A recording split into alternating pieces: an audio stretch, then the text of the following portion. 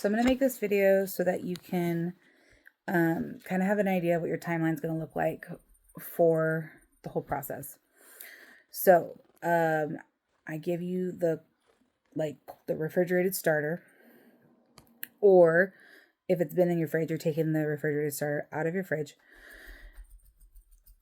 And basically, because it's in the fridge, it is dormant. So you have to wake it up by feeding it. And that generally takes 3 days. You can do longer. If your starter is just, if you say you've been feeding it and you've just kept it on the counter, then you could be making stuff every day. I don't keep mine on the counter because I can't be baking something every day. But basically, for the videos on this playlist, I took my starter out of the fridge. I believe it was, Friday morning. I only had a little bit in my jar. In one of my videos, I changed jars. And so in order to not make that confusing, it was just to have a clean jar. That was it. But basically, there's a little bit in the jar. And sorry if you're hearing that. That's my dog chasing its tail. What are you doing, crazy pup? Okay, so Friday morning, I have a little bit of starter in my jar. I'm going to feed it a half cup of flour and a quarter to a third cup of water until I get a muffin batter consistency is what it asks for. And then I cover it, leave it on the counter. Friday, it grows and falls. It's not going to grow that much because it was dormant. Saturday morning, I discard, meaning take out, half or whatever of what I have. Again, you only need a little bit that you need to feed. Oops, sorry. So then Saturday morning, I discard everything except for a little bit. And then I feed that a half cup and a half cup of flour. Remember, we're doing unbleached, enriched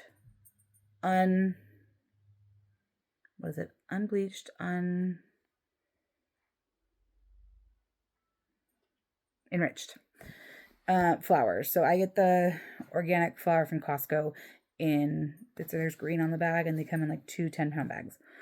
Because it's going to be the best financial option. You can also use King Arthur's, and there's one other brand that they sell at regular grocery stores, but Costco's just a way cheaper option. Okay, so then you're going to, Saturday morning, you discarded, you have a little bit, you're going to feed it half cup of flour, quarter cup to a third a cup of water until you get the right consistency. You cover it, put it on your counter for the rest of the day. You'll see it, if you're home Saturday, you'll see it rise a little more than it did Friday. You'll see it rise, and then it'll fall a little bit. That's all you do Saturday. Sunday, if you're following my timeline, this is the timeline I usually use because the weekends are when I have time to bake. Sometimes I'll start at, say, Thursday morning and bake Saturday, just depending on what my schedule looks like. Anyways, but if you're following the timeline of my videos. So then Sunday morning, you're going to discard again, all but this much. Again, I don't know if I already said this in this video. Again, when you discard, you can throw it away if you don't want to keep it, or you can just put it in another jar and keep it in your fridge to save, and then you can make crackers or things that don't need to rise, I think graham crackers are one of the recipes. I don't know. I always make crackers. Okay, so Sunday, you've discarded, you feed it again. About a half cup of flour, a quarter to a third cup of water until you get that right consistency. Sunday, it should be rising pretty well because it's now your third day out of the fridge. If your house is cold, you can put it in your microwave with a towel over it. Just don't turn the microwave on, obviously. Just so that's a little bit cozier of a spot. Because basically it needs flour, water, air, and warmth to grow. Okay, so then Sunday, you fed it, let it sit. It should rise quite a bit. You'll see that in my Sunday morning video. It should rise, or my Sunday afternoon video. It should rise quite a bit. You'll know it's ready for making dough. They call it being at its peak. So, okay, so, right, you feed it here. it rises and it'll kind of dome. Don't like stress about this too much because I did for a while and then I just like whatever. You'll learn it. But it'll kind of dome and then it'll kind of flatten a little bit. You want to catch it there and not when it's fallen. If it's already fallen, you're going to have to wait another day because then all your natural yeast is gone and it won't like rise for bread. It's basically become like discard at that point. So you want it risen. You'll see it'll like more than double. You'll see it rise.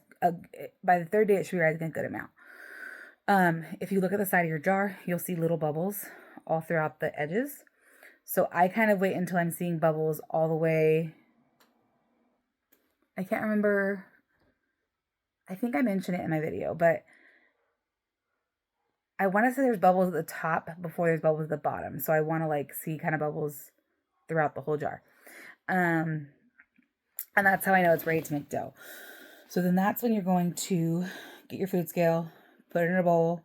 Get your food scale, get a glass bowl.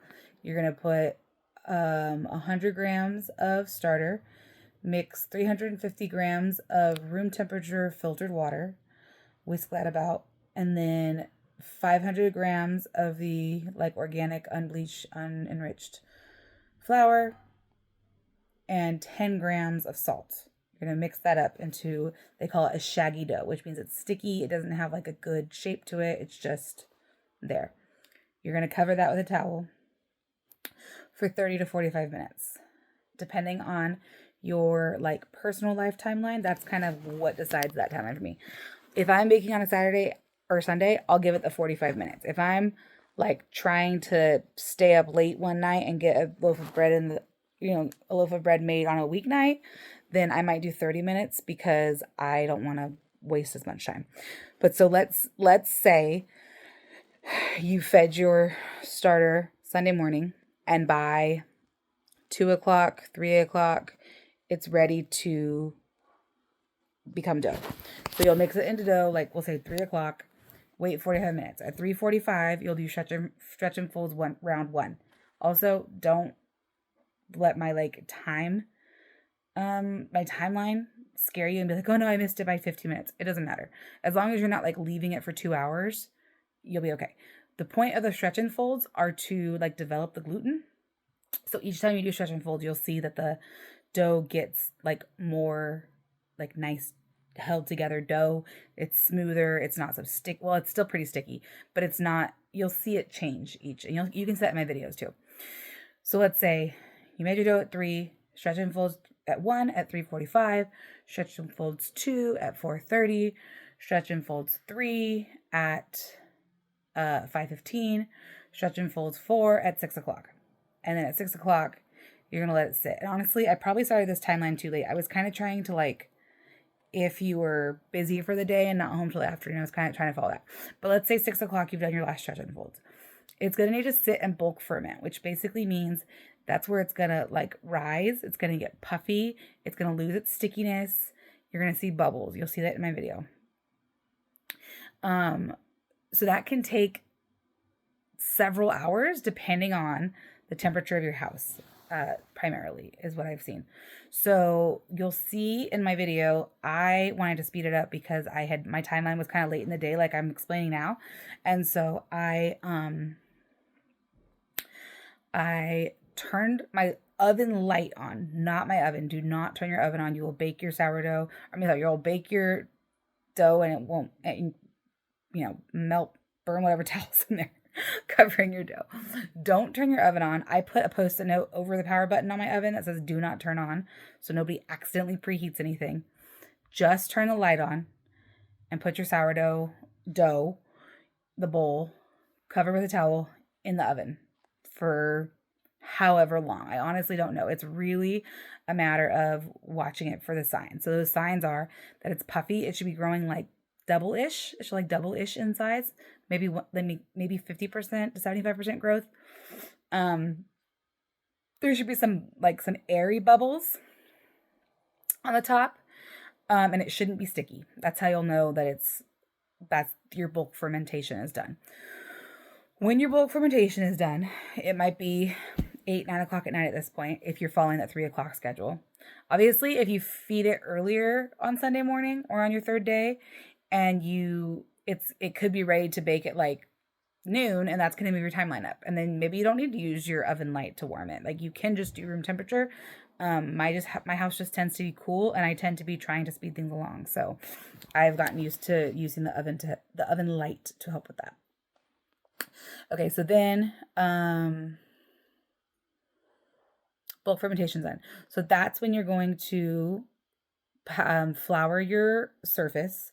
I use rice flour because I don't know, I saw in a video that like it doesn't react to the moisture the same way, so it doesn't like make your dough as sticky. I don't know if it's true, but it works well for me. So I use rice flour.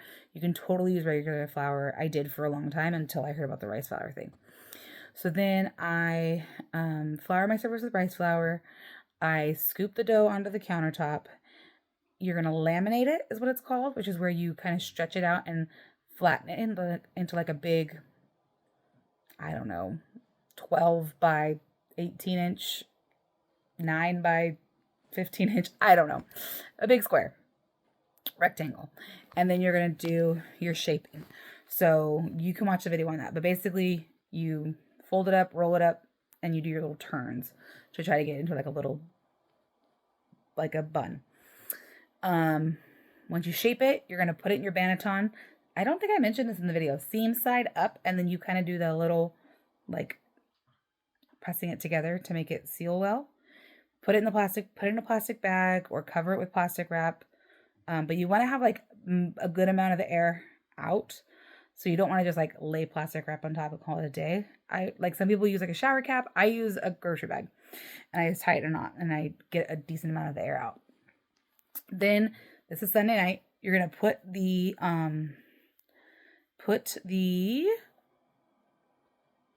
banneton with the dough in a grocery bag in your fridge. And you're going to leave it in your fridge Sunday night.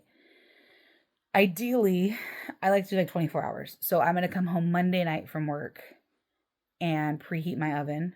So that's the next thing. For preheating your oven, you're going to put your Dutch oven in the oven so that it's preheating with your oven. If you don't want if your bottoms tend to get burned, mine do, put a cookie sheet on the rack below your Dutch oven and let it all preheat together. And then let your oven preheat to the 475. And once it's preheated, then you can take your dough loaf out of the fridge. I use parchment paper on the bottom, not wax paper, parchment paper. I like hold the top of the banneton and then I just flip it so that the seam side is down on the parchment paper. Then you've got your like nice little dough, your loaf. You're going to score it with a blade. If you don't have a scoring blade, you could use a very sharp knife, but it needs to be sharp because if it's not sharp enough and you just like kind of pull it, it'll just rip the dough and it won't give you a nice slice. So score it and then pick up the parchment paper, put it in the Dutch oven, put the thing inside the Dutch oven, put the lid on, put it in the oven for 30 minutes at 475 covered. After the 30 minutes, drop your temp to 450, uncover it, and leave it to bake for 15 more minutes. Then it will be done. You'll take it out, let it cool, and you should be ready to cut it. It should be done. I think I kind of covered the whole process. The videos are step by step, so like you can watch like this is what I did Friday, this is what I did Saturday, this is what I did Sunday. These are what stretch and folds look like, so you can like watch what you need. But this gives like an overall idea of what it's gonna look like, and also like I guess you probably have to be taking notes because I didn't give you like a items needed list, but basically this gives you an idea of what the process is going to look like so you can kind of prepare what your timeline is going to look like and make your idea of when you want to bake and all that. So yeah, if you have questions, go ahead and comment on videos, because that way I can make new videos answering those questions, because I'm hoping to kind of have this playlist together so that anytime someone wants to make sourdough, I can just send them this playlist, because I think people are scared of sourdough, and it's, once you get it, it's not scary. Like, even if you've messed it up, like messed up the schedule or messed up the feedings or whatever, if it's still alive, just keep trying. And if it's not still alive, just get more starter. I have more starter always. But you know, like, once you get it, it's really not scary at all. So hopefully this video helps with any of that.